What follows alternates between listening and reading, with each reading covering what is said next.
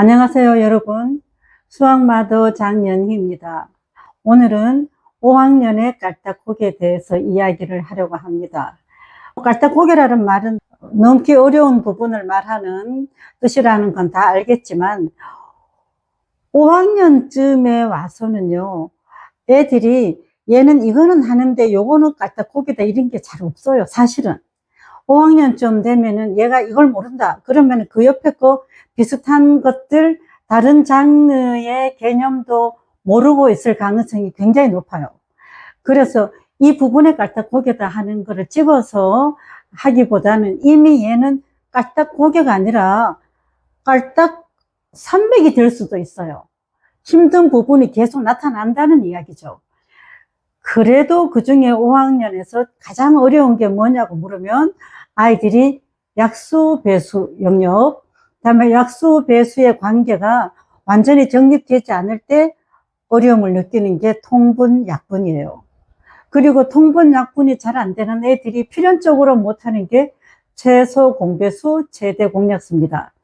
이것을 오늘 다 말하기는 어렵고 그 중에 한 부분만 뽑아서 작지만은 작은 개념이 정리가 안 되면은 이것들이 계속 눈덩이처럼 부풀어서 6학년에는 더 큰 깔딱고개, 중1에는 더 큰 깔딱고개. 그래서 중2, 중3 되면은 아이고 난 이제 뭘 해도 못해. 수학은 포기. 이렇게 순서가 정해져 있는 거죠. 그럼 오늘은 제일 처음에 약수, 배수, 그 다음에 가장 어려운 게 통분, 약분이라고 말하잖아요. 그 중에 하나 딱 찍어서 가장 어려워하는 통분에 대해서만 이야기를 한번 해보고자 합니다. 그러면 이 통분이 얘가 4학년 때까지는 잘 하다가 5학년 됐으니까 통분에 대해서 어렵다 이러지는 않아요. 그러면 4학년에서 잘했으면 그 여세로 5학년 것도 갑자기 어려워진 게 아니라면 5학년 것도 해야 되지 않나. 그런데 왜 이렇게 어려워하는가? 이런 문제는 어디에서 발생하는지 한번 보기를 들어볼게요. 4학년까지 또는 1학년부터 4학년까지는 주로 자연수를 많이 다루잖아요. 자연수를 가지고 더하기도 하고 빼기도 하고 곱하기 나누기 이런 걸 합니다. 그러면 우리가 3 더하기 5가 8이 되는 거는 애들이 너무나 쉽죠. 너무나 쉬워서 이걸 만약에 4학년에서 공부한다 그러면은 4학년에서 이걸 해서 뭐야 이거는 유치부터 하는 거지. 물론 그렇습니다.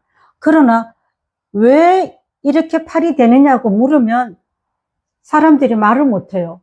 그럼 그게 8이 아니고 뭐지? 3개에다가 5 더하는 게 당연히 8이 아니고 뭐냐?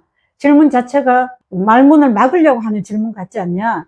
이렇게 느끼시겠지만 우리가 이것을 수학적으로 한번 분석해 볼 필요가 있는 거죠. 이 3이라는 거는 뭡니까? 사실은 1이 더해져서 된 거죠.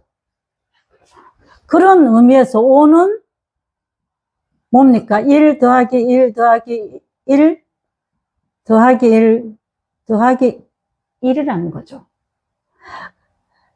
이것을 총체적으로 합해서 3이라고 할 따름이고 이것을 합해서 5라고 할 따름이지 이 5는 사실은 하늘에서 떨어진 게 아니라 1이 5개 이것도 1이 3개라는 뜻을 가지고 있다는 것을 1, 2, 3, 4학년 때는 꼼꼼하게 배우지 않아요. 왜냐하면은 이거는 배우지 않아도 직관으로 그렇죠. 어렵지 않게 누구든지 할 수 있는 것이기 때문에. 그럼 이것을 굳이 식으로 본다면은 어떻게 되겠습니까? 1 곱하기 3. 1이 3개 있죠? 그 다음에 이것이 1 곱하기 5. 1이 5개 있는 겁니다. 그렇게 해서 더하면은 이것이 1이 8개 있는 거와 같은 이야기죠. 사실은요, 1, 2, 3학년 자연수에서부터 무엇을 더할 때는 성질이 같지 않으면 더할 수 없다는 세상의 이치를 먼저 배우는 게 좋아요. 왜냐? 간단하게 이만한 거랑 이만한 거랑 몇 개냐? 그러면은 어쨌든 2개니까 2라고 말하지만 이 2라고 말할 때 감정이 명쾌하지가 않잖아요. 인간은 본능적으로 2개는 2개지만 이 크기에 대해서 굉장히 갈등하고 있는 거예요. 왜냐? 더한다는 것은 이 두 개를 더해서 값이 나왔을 때 똑같아야지만 되는 거예요. 같은 것만 더해 줄 수 있어요. 이것이 삶으로 따지면 끼리끼리 뭐 만난다든지 급이 맞아야 된다든지 공감 능력이 높아야 된다든지 전부 다 그런 말로 뭔가가 공통되는 게 있어야지만 더할 수가 있다는 것은 삶의 원칙이에요. 이것을 수학에서 이렇게 숫자를 통해 가지고 우리가 다룰 따름이지 이것이 이런 법으로 이거를 익히는 건 아니라는 거죠. 그 다음 마찬가지로 이거와 이거 더하면 이거 어떻게 더하지? 쉽잖아요. 이거는 뭐라고 합니까? 이라고 할 수도 없고, 그죠? 이렇게 됐을 때 이것을 통일을 시켜 봅시다. 이렇게 똑같이. 그러면은 요것이, 요런 것들이 세 개다. 이렇게 말할 수가 있는 거예요. 그러면은 곱하기 3. 이런 작업을 통해야지만 5학년의 분수에 가면은 통분의 당위성을 저절로 끌어낼 수가 있는 거예요. 그래서 만약에 2분의 1 더하기 3분의 1. 그러면은 2분의 1이라는 크기하고 3분의 1이라는 것을 더해야 됐을 때 제일 먼저 해야 될 게 뭡니까? 조건을 같이 맞추는 거죠. 우리가 건넌 마을하고 우리 마을하고 만약에 무슨 싸움을 한다. 그러면은 뭘부터 맞춰야 돼요? 수부터 맞춰서 싸워야 되잖아요. 그죠? 그 다음에 뭐 거인국하고 소인국하고 싸운다. 그러면은 거인국을 줄일 수가 없으니까 거인 하나 나오면 소인 100명 나온다. 이렇게 해서 맞춰야지만 일이 되고 더해지기도 하고 빼진다는 이 엄연한 현실. 자연적으로 그렇게밖에 될 수 없는 현실을 끌고 와서 수학으로 오는 것이 수학 감정이 굉장히 자연스러워지는 거죠. 아무 그런 그 당위성이 없이 5학년에는 통분이 중요해. 자, 통분은 열심히 배워야 돼. 눈 똑바로 뜨고 여러 번. 이렇게 해서는 아이들이 수학 실력이 탄탄하게 쌓여지기가 어렵죠. 그렇다면은 순리대로 이것을 6분의 3이라고 하면은 너무나 당연하죠. 순리대로 이것을 6분의 2라고 하는 것이 마땅하죠. 왜? 얘들이 더해지지 않았을 때는 같든지 말든지 그냥 존재하지만 무언가가 더해질 때는 반드시 공통되는 기준을 정하고 난 다음에 그런 연후에 이렇게 하는 것이 마땅하다.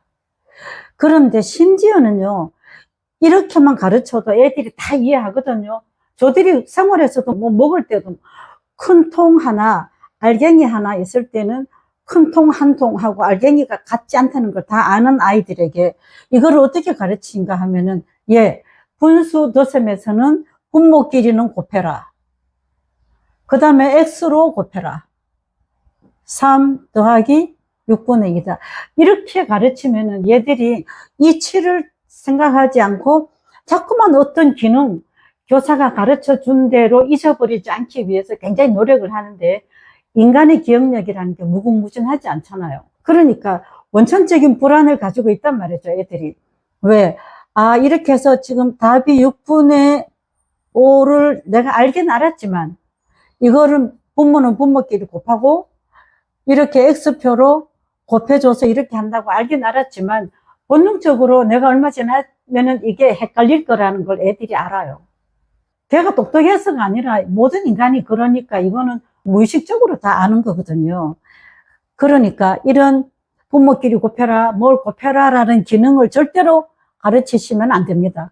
왜 이렇게 통일해야 하는지에 대한 생활적인 당위성, 이것을 수학적으로 풀어나가는 것이 가장 중요한 거죠. 그래야지만 24분의 7 더하기 8분의 3을 한다. 그랬을 때 아까 2분의 1 더하기 3분의 1을 할 때는 이거 두 개를 곱하고 이렇게 했지만 이거는 이렇게 곱하면 수가 커지는구나. 그렇죠. 8의 배수 안에 24가 있다는 것도 저절로 통찰되게 돼 있는 거예요. 그러니까 약수배수 따로 배우고 통분약분 따로 배우고 하는 것보다는 이들이 통째로 이렇게 얽혀져 있어요. 입체적으로. 그래서 동시에 가르치는 게 좋아요. 오늘은 약수배수 단원이니까 약수배수 다 배우고 그 다음에 통분약분 배우고 하는 게 아니라 이 단원 안에서 약수배수와 통분약분의 성질이 어떻게 얽히고 설키고 입체적으로 엮여져 있다는 사실을 아이가 통찰할 수 있어야 돼요. 그러면은 스스로 합니다. 그럼 어떤 애는 이렇게 분모를 곱해라고만 배운 아이는 이거를 곱하는 거 외에는 방법이 없어요. 그러니까 이거는 얘는 24 곱하기 8을 할 거고요. 다음에 7, 8이 56 더하기 71을 할 것 아닙니까? 그렇지 않고 이 관계를 아는 아이는 이것을 24로 가도 부담이 없죠. 어차피 24분의 7 더하기 24분의 9 이렇게 해서 24분의 16 그렇다면 이게 또 약분이 일어나지 않겠습니까? 그래서 이것이 3분의 2로 가는 거예요.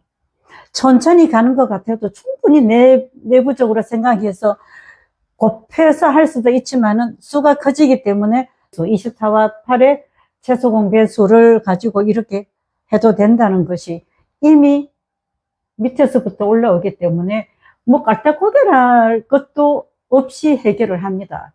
그런데 이런 당위성이 없이 열심히 반복해서 많이 풀어온 아이들은 물에 빠지지 않기 위해서 끝없이 헤엄쳐야 하면서 물을 꼴깍꼴깍 먹어가면서 점점 물 밑으로 가라앉는 그런 그 위기의식이라 그럴까 거북함이라 그럴까 이런 것들을 안고 가요.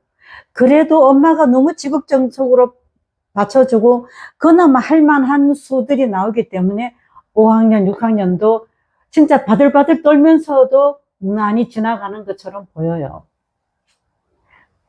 그래서 저는 5학년에서의 깔딱고개는 이 부분만은 아닙니다. 사실은 다른 것도 다 있지만 가장 심한 것이 여기서부터 통분, 약분, 약수, 배수 그거와 동일선상에서 펼쳐지는 최대 공약수, 최소 공배수의 문제들을 해결하지 않고는 5학년을 편안하게 넘어갈 수가 없는 겁니다. 네, 오늘은 5학년의 깔딱고개 중에서 가장 현상이 심한 부분을 뽑아서 한번 이야기해 보았습니다. 감사합니다.